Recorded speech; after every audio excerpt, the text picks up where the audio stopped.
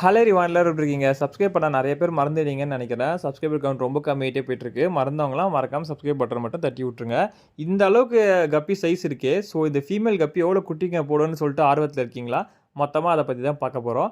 ஒரு ஃபீமேல் கப்பி அதோட லைஃப் டைம் பார்த்தீங்கன்னா 2 டூ 3 இயர்ஸ் சொல்றாங்க. நம்ம 2 இயர்ஸ்ன்னே வச்சுப்போம். இந்த 2 இயர்ஸ் டைம் ஃப்ரேம்க்குள்ளேயே அந்த ஃபீமேல் கப்பி பார்த்தீங்கன்னா 2000 குட்டிங்களுக்கு பர்த் குடுத்துரும்னு சொல்றாங்க. அது எப்படின்றத கிளியரா பார்க்கலாம். கப்பி பொறந்து ஒரு 4 டூ 5 மந்த்க்கு அப்புறத்துலேருந்து அதுங்க வந்து பர்த் குடுக்க ஸ்டார்ட் பண்ணிடும். ஒரு வெல் க்ரோன் ஆன கப்பி பார்த்தீங்கன்னா, ஒரே டைம்ல 200 ஃபைஸ கூட லே பண்ணியிருக்கு.